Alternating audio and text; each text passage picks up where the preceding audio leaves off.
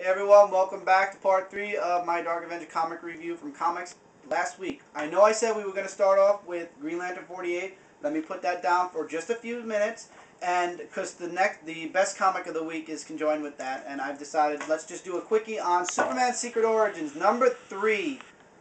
I love it. This series is great. We're at the midway point with this. It's part 3 of 6. Awesome retelling of Superman's past.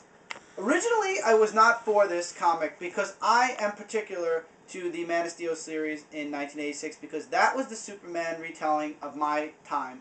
Basically, when I was a kid, that was the Superman I grew up with.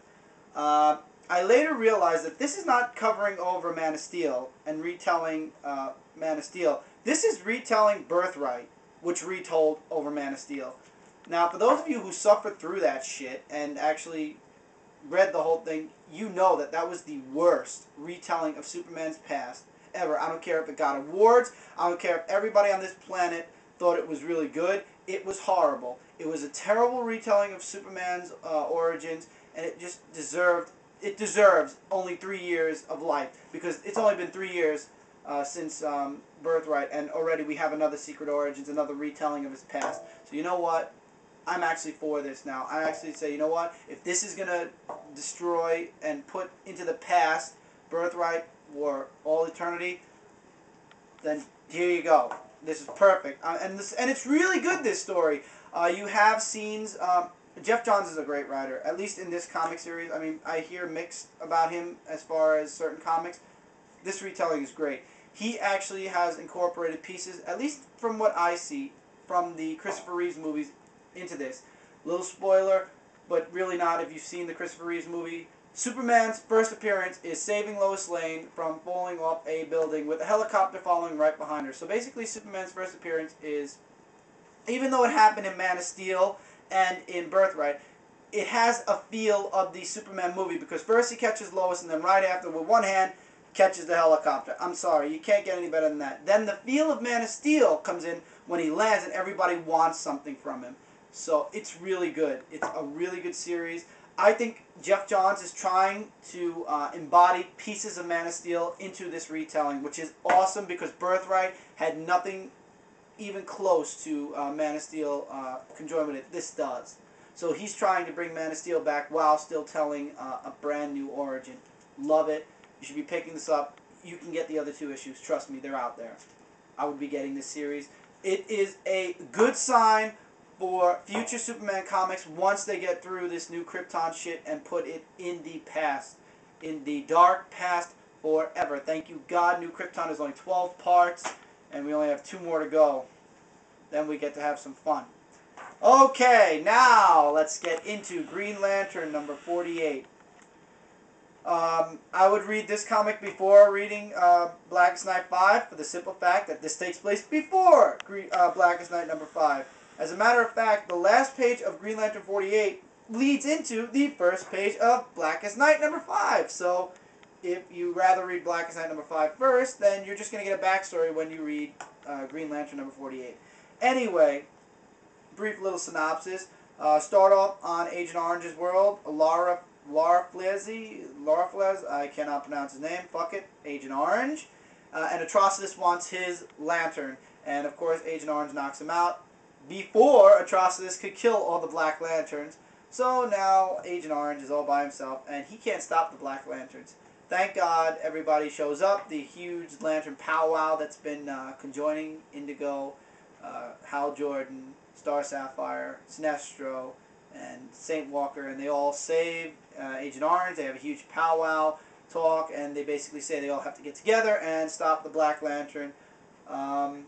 Then, you know, I thought they were going to make Sinestro an anti-hero after this series finished, because, you know, you kind of got that feel in the Rage of the Red Lantern series, and even at the beginning of this series. But after this comic, I don't know anymore, because basically he's blaming Hal Jordan now for the Blackest Night. He's saying Ben Seward wasn't trying to prevent the Blackest Night, he was trying to prevent you, etc., etc. So he's basically blaming everything on Hal Jordan because he went to the Red Lantern world and woke that up. He went to the Orange Lantern world and woke that up. So he's kind of saying, you did everything. You led up to this. So I don't know anymore. future comics will tell.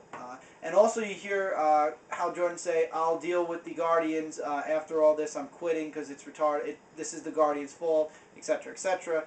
Sinestro says he's heard it before. I can't wait to see what's going to happen after Blackest Night in Green Lantern. It is going to be awesome to see the storyline that follows this.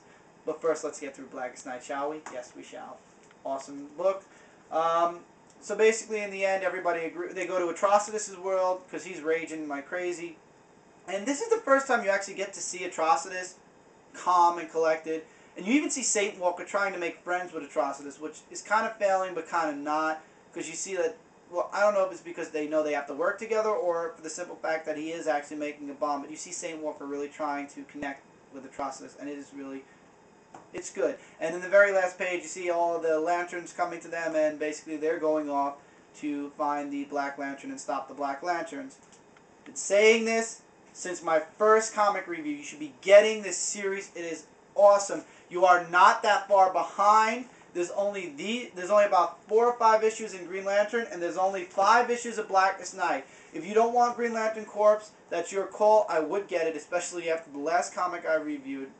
Really big stuff going on there. But I think Green Lantern Corp kind of separated from the mainstream of titles. Now it's really Green Lantern and Blackest Night. They might come back together at some point, but for now they're not. This is an amazing series. Jeff Johns is doing a really, really great job. And when I explain to you guys what happens in Blackest Night 5, you're going to understand even more. It's a comic series you should be getting if you're a DC fan. Green Lantern is taking off, and it's just great. This entire series is awesome. I can sit here and say that all day. You should be getting this. It's awesome. Great.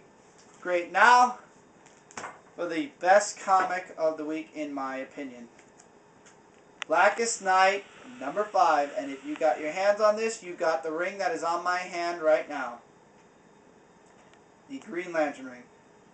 Holy shit. This comic book was wow. Every single Blackest Night comic thus far has given us a twist to the to be continued. A big surprise, or something always happens in each one of these titles. Last one, the Lantern got to 100%. Necron showed up. This one, well, in this issue, like I said, it takes place right after 48. Hal Jordan and everybody's together. They're all going to Earth. They find out the Black Lantern's on Earth. They are all going to Earth, and they are going to try to destroy the Black Lantern. Flash and everybody are still on Earth, and they're trying to keep everything, you know, from getting hectic. Of course, it doesn't work. The Lanterns show up. They try to use the white light to destroy the Black Lantern. Instead, they power the Black Lantern. Thank you, God. Also, Scar dies in this issue. Spoiler. The rest of this talk is going to be spoilers on this. Okay, so Scar dies. But instead of the white light destroying the Lantern, it gives it more power. And then Necron gives a huge speech and says, all of you have died at some point, but you're back. That is because I allowed it, which I kind of think that's a bunch of bullshit that he's saying. I think it's really he's believing in his head that. But anyway, Blackest Night Superman, yeah. Black Lantern Batman shows up here and spits out a choice few rings left. And instead of the rings saying rise, they say die. Any superhero that has passed away and returned is now becoming a Black Lantern. Namely on page on the last 3 pages, Superman, Superboy, Wonder Woman, Hal Jordan, the Flashes. That's just to name a few.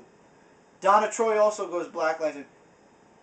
They left this off with all of the Black Lantern heroes facing against the other Lanterns. And I'll come back. We're going to go into part 4 because there's still more to say.